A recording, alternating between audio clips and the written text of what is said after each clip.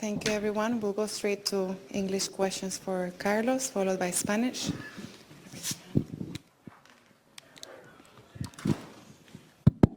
Yeah, Carlos, congrats for the tournament, for your match. Now we know that indoor you can fight really close with Jannik. I'm wondering if you expected this, and in general, if you saw the improvements that Jannik talked about after the final of US Open, if he proved them today to you on the court. Yeah, first of all, I never doubt about myself. I never doubt about my level on indoor court. I didn't doubt about playing and fighting toe-to-toe with Jannik on indoor court. So I thought at the beginning of the match, and I thought right after yesterday's match that I can beat him, that I can compete against him here. So it didn't surprise at all. So that I was really close. It was just about details. So I'm just really happy with the performance that I did today, and I'm pretty sure that it's gonna keep growing up, my level on indoor court. So and obviously I felt the improvements, of Jannik. And I said many times, I think a player like him, he always come back stronger from the losses. He always learn from the losses, and once again he has shown everybody that he did it, especially in the serves, that putting so much pressure on you, and it's really difficult to playing against him, obviously. Hello, Carlos. Here.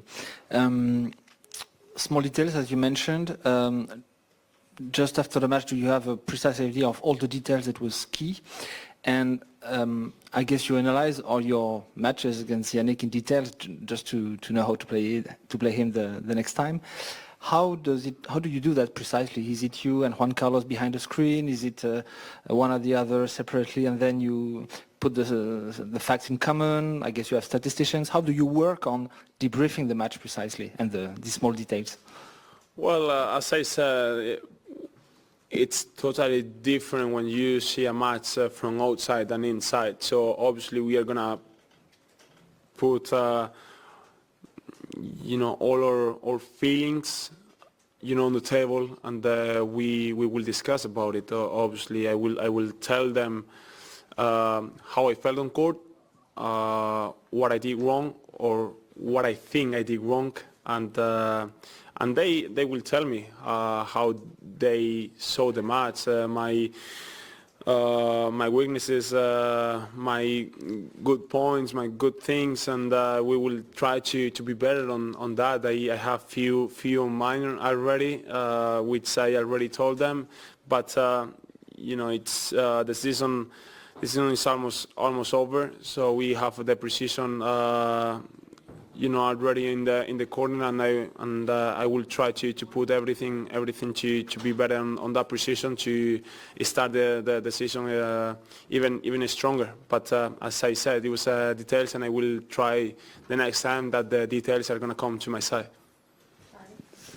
Carlos, well done today. I just wondered, towards the end of the first set, you took a medical timeout. Wondered what that injury was exactly and how much that kind of affected you for the rest of the match.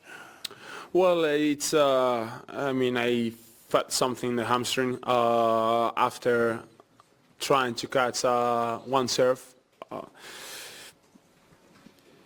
I could say it didn't affect me too much, to be honest, because I could run well, I could go to the boards well. Obviously, the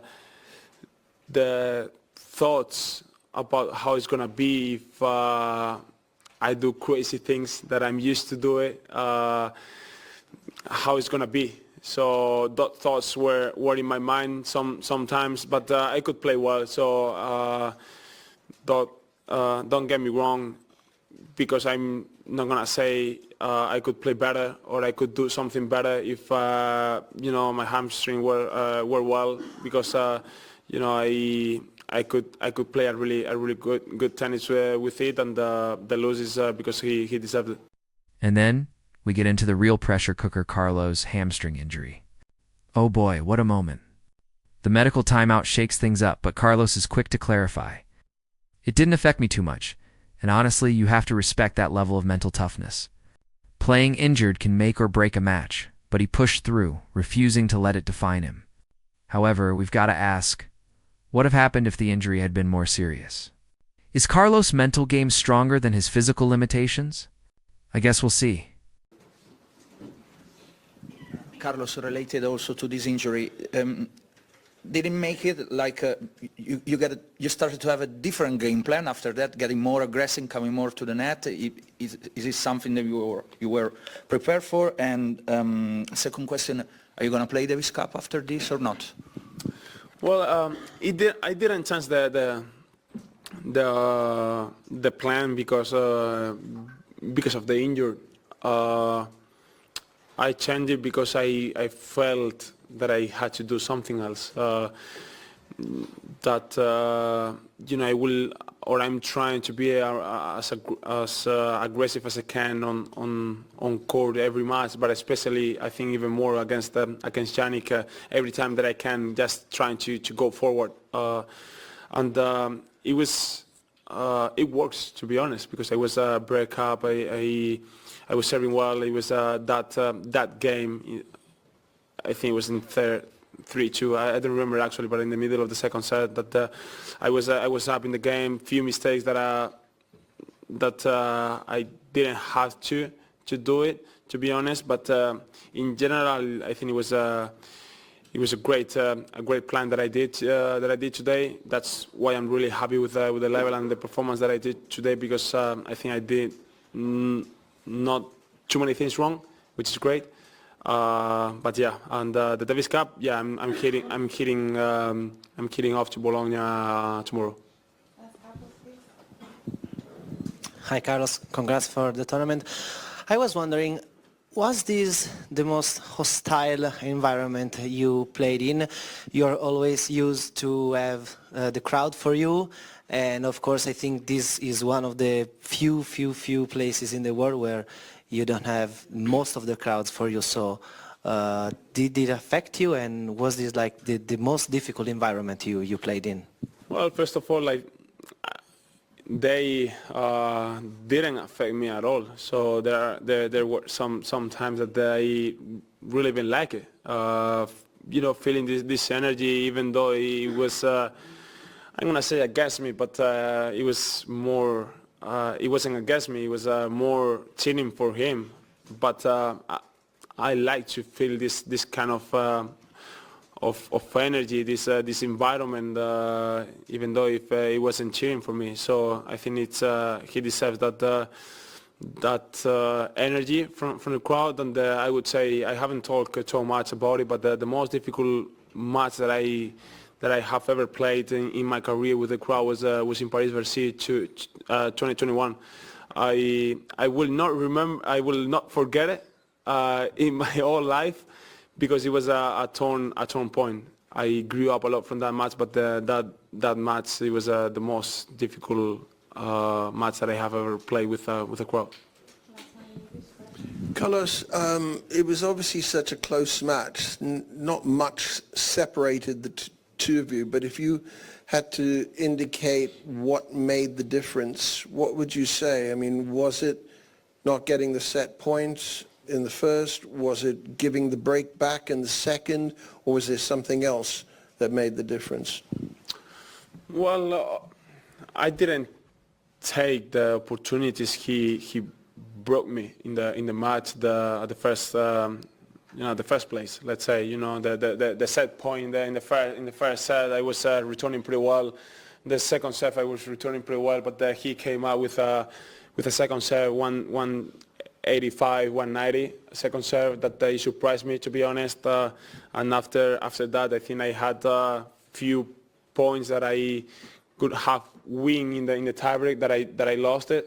And obviously in the second set break up, and it was 30-15 serving that I didn't make it. It was right now I have some points and some thoughts on my mind. For example, the backhand volley that I missed few of the backhand volleys, and I made few not really well ones, which I'm really disappointed in that in that places.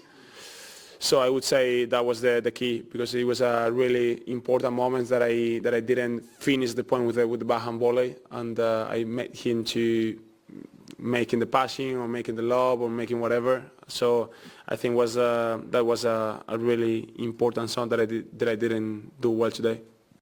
All right, let's take a deep dive into this emotional roller coaster of a match, because there's so much to unpack here. First of all, despite the loss, Carlos Alcaraz showed a level of mental fortitude that we rarely see from players of his age. From the start, he came into this match with a lot of confidence. And why shouldn't he? He's been absolutely dominant on indoor courts, and facing a player like Jannik is always going to be a challenge. But if there's one thing we've learned today, it's that Carlos is still in the process of mastering the fine balance.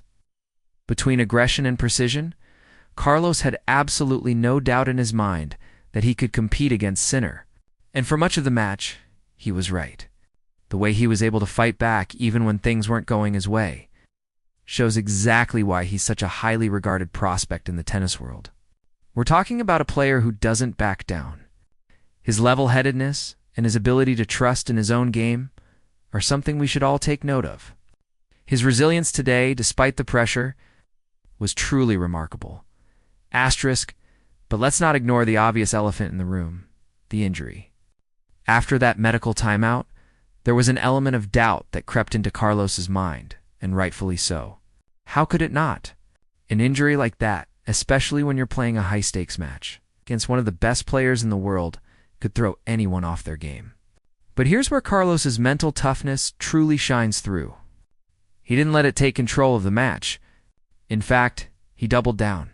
He changed his game plan a bit, playing more aggressively, stepping up to the net, and taking more risks. And this is where we get into some truly fascinating territory. Asterisk now, to Sinner's credit, he showed up ready to fight. He's not the same player we saw last year, and Carlos knew that. Jannik's serve was a weapon. There were points where Carlos was completely overwhelmed by the sheer pace and pressure Sinner was able to generate. What made this match even more intriguing was that Carlos acknowledged Sinner's growth after the US Open. He always comes back stronger from losses, Carlos said, and today that's exactly what we saw. Sinner was a brick wall, refusing to let Carlos break through. But that's also the beauty of tennis. When two top players face off, it's not just about who hits the hardest.